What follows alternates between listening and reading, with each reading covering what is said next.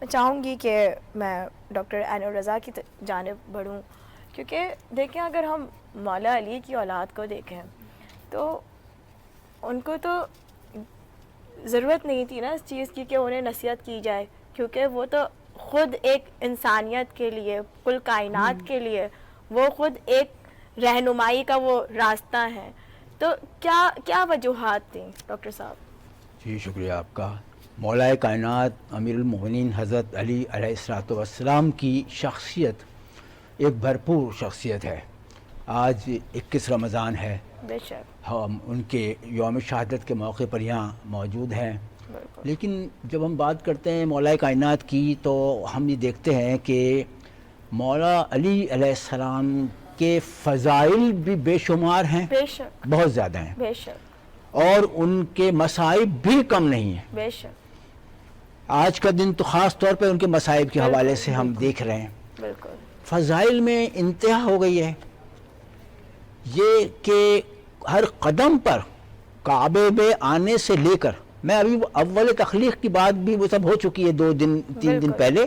اول ما خلق اللہ نوری، حضور سرور کائنات فرماتے ہیں انا و علی من نور واحد. وہ ابتدا ہوئی ہے مولا کائنات پنجتن کے نور کی تخلیق سے. سبحان اللہ. اب جب کعبے میں آپ تشریف لے آتے ہیں تو ہر قدم پر آپ کے فضائل نظر آنا شروع ہو جاتے ہیں.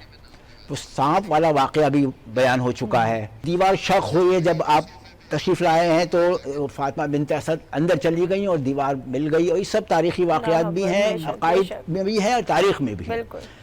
اس کے بعد درجہ بدرجہ آگے بڑھیں تو وہ واقعات جو حضور سرور کائنات کو تکلیف پہنچایا کرتے تھے کفار مکہ، کفار قریش، تو آپ نے اپنے اس عمر میں کس طرح سے جب دعوت ذوالعشیرہ ہوئی ہے تو آپ نے کھڑے ہو کر کہا ہے کہ میں ساتھ دوں گا، ہے کوئی جو میرا ساتھ دے، میں دین اسلام کی تبلیغ کے لیے آیا ہوں، میں نبی ہوں، میں خدا وحدہ لا شریک کی طرف سے آیا ہوں. تو آپ کھڑے ہو گئے. اس طرح چلتے جائیں. پھر ہجرت کے وقت شب ہجرت آپ بستر پہ اس تخت تلواروں کے سائے میں ہیں. حضور نے فرمایا تھا کہ یہ امانتیں لوگوں کو دے کر مدینہ آ جانا. دیکھیے اب یقین کی منزل دیکھیے کہ جب کہا ہے کہ امانتیں دینا اور مدینہ آنا، تو اس کا مطلب مجھے کچھ نہیں ہوگا، میں امانتیں بھی دے دوں گا اور مدینہ بھی جاؤں گا. تو حضور سرور کائنات مدینہ تشریف لے گئے، آپ بھی آ گئے. اس کے بعد مولا علی کی زندگی کے 3 ادوار میں ہم تقسیم کرتے ہیں ان کو. ایک دور ہے جو آپ کے آمد، کعبے میں آمد سے لے کر اور مکے کی لائف. پھر دوسری شروع ہوتی ہے ہجرت کے بعد سے مدینہ میں ایک لائف جو حضور سرور کائنات کے وصال تک کی لائف ہے. بالکل. پھر حضور کے وصال کے پردہ کٹ جانے کے بعد سے اور ان کی شہادت تک کی ایک لائف ہے. بالکل. اب مدینہ میں جو لائف گزر رہی ہے دوسرا دور، وہ اتنا بھرپور ہے کہ ہم نے بدر بھی بیان کر دی، احد بھی بتا دی، خندق بھی بتا دی، خیبر بھی بتا دی. بالکل. تمام جنگیں یہ تسلسل ہے. اس کے بعد فتح مکہ بھی ہم نے کل بتا دیا کہ اس تسلسل کے ساتھ بدر سے اور فتح مکہ تک کس طرح اور لات، منات، حبل، عزا سب کو گرا دیا گیا کعبے سے. حتیٰ کہ جو کفار مکہ، کفار قریش تھے، فتح مکہ کے بعد انہوں نے سرنڈر کر دیا، کیونکہ مکہ میں اب کوئی کافر نہیں رہ سکتا. یہ آج کا بھی قانون ہے، اب بھی نہیں جا سکتا کوئی. اس وقت یہ فتح مکہ کے دن یہ قانون قرار پایا تھا. تو سب لوگوں نے ظاہر ہے کہ اسلام قبول کرنے کے سوا بھی کوئی آپشن نہیں تھا. اچھی بات ہے کہ حضرت حضور نے معافی کا بھی اعلان کر دیا اور اس کہا کہ آج جو کچھ ہو گیا، اب آئندہ خیال رکھنا، دوبارہ غلط راستے پر نہیں چلنا ہے. اچھا، اگر حضرت محمد صلی اللہ علیہ وسلم کی بات کریں تو وہ تو رحمت للعالمین ہے، اور وہ معاف کرنے کو ہی زیادہ اچھا سمجھتے ہیں. بالکل. جی دیکھیے حضور سرور کائنات اللہ تعالیٰ رب العالمین ہے، حضور سرور کائنات رحمت للعالمین ہے. سبحان اللہ، سبحان اللہ. وہ عالمین کا رب ہے، یعنی وہ یہ دیکھے بغیر مسلمان ہے، ہندو ہے، کافر ہے، غیر مسلم ہے، سب کو کے لیے رزاق ہے، رحمان ہے، رحیم ہے، کریم ہے، غفور ہے، شکور ہے، سب کے لیے برابر. یہ نہیں ہے کہ اس کو رزق نہ دوں یہ مجھے مانتا نہیں ہے، ایسا نہیں ہے. اسی طرح اب آئیے رحمت للعالمین پر، حضور سرور کائنات بھی سب کے لیے رحمت بن کر آئے ہیں. لیکن جو قوانین ہیں فطرت کے اور جو قوانین ہیں دین کے، وہ تو لاگو دین کی طرف سے سب پر یکساں ہونے ہی ہیں. تو وہ خداوند کی طرف سے متعین ہے. بالکل. اچھا اب یہاں فتح مکہ بھی کل ہم نے ڈسکس کر لیا. بالکل. اس کے بعد اگلا دور شروع ہوتا ہے. حضور سرور کائنات ایک خطبہ دیتے ہیں حجۃ الوداع کا, اس میں من کنت مولا فہذا علی مولا, سبحان اللہ, جس کا میں مولا ہوں اس کے یہ علی مولا ہے. بے شک. وہ بھی بیان ہو گیا.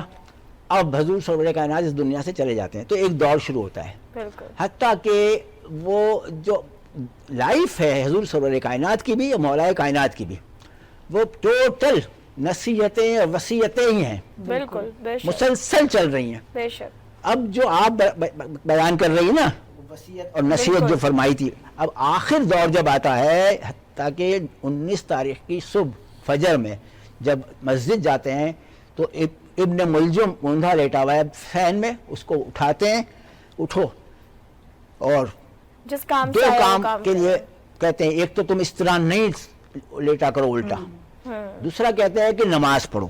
سبحان یعنی یہ اللہ. دو وہ چیزیں ہیں, ایک نہی عن المنکر اور ایک امر بالمعروف, ہاں. یعنی برائی سے روکنا اور بالکل. اچھے کی طرف بتانا. بالکل. پھر آپ جاتے ہیں اذان بھی خود دی تھی حضرت رضی اللہ عنہ. اور نماز جب پیش کر پڑھا رہے ہوتے ہیں تو سجدے سے دوسرے سجدے سے وہ آپ سر اٹھا رہے ہوتے ہیں اور وہ سر اٹھ رہا ہوتا ہے اور وار اوپر سے آ رہا ہوتا ہے. ابن ملجم نے یہ وار کیا ہے. اللہ اکبر. اب یہ ایک عجیب کیفیت ہے کہ وہ وہاں پر بہت کیفیت عجیب ہو گئی, تو وہ امام حسن علیہ السلام وہاں موجود تھے, بالکل. اور اس کی بھی پوری ہسٹری ہے, وہ پھر بعد میں بیان کر دیں گے. کہ وہیں سے دیکھیں, کسی جوان بیٹے کے سامنے بوڑھے باپ کو اگر کوئی قتل کرے تو دو باتوں میں سے ایک ہوتی ہے, یا تو قاتل کی طرف کو آدمی لپکتا ہے, دوڑتا ہے, پکڑتا ہے, یا اپنے باپ کی طرف کو. بے شک. یا امام کیا کر رہے ہیں, فرائض امامت کے لحاظ سے فرض امام ادا کر رہے ہیں, اللہ اکبر. کہ وہیں سے نماز کو سبحان اللہ. سبحان اللہ. تمام کر رہے ہیں, قائم کر رہے ہیں. تو اس طرح پھر وہ مولا کو ایک گلیم کمبل جسے کہتے ہیں, گلیم میں, کیونکہ یہ اسٹریچر کا جیسے آج کا دور ہے, تو وہ پہلے سے جنازے میں تو نہیں ڈالا جا سکتا جب تک کہ وصال نہ ہو جائے, شہادت نہ ہو جائے, تو وہ گلیم میں لے کر گھر آیا گیا.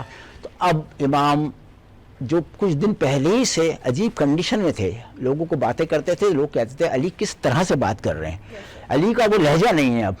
تو پھر وہ آ کر امام حسن علیہ السلام اور امام حسین, ایک روایت کے مطابق جنگ صفین کے بعد دوسری جنگ صفین کی تیاری تھی, تو امام حسین کو بھیجا تھا, اس لیے اس وقت وہاں مسجد میں موجود نہیں تھے, اور آپ کو بھی بلا لیا گیا.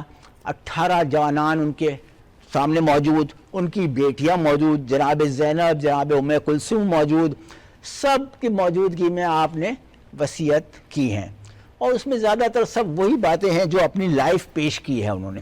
کہ دیکھو, تقوی اختیار کرو, صلح رحمی اختیار کرو, صلہ رحمی اختیار کرو, بات کا خیال رکھیے, برائی سے بچو, پڑوس کا, نیبر کا, ہمسایہ کا خیال رکھو, یتیموں کی پرورش کرو, بیواؤں کے ساتھ زیادتی نہ کرو, ان کو حق ادا کرو, حقوق العباد بتائے. اس طرح سے تمام چیزیں انہوں نے نصیحت بھی کی ہیں اور وصیت بھی کی ہیں, اور ایک بہت بڑی تفصیل ہے اس کی, اگر پھر یہاں آگے ضرورت ہوگی تو ہم وہ بھی بیان کر دیں گے.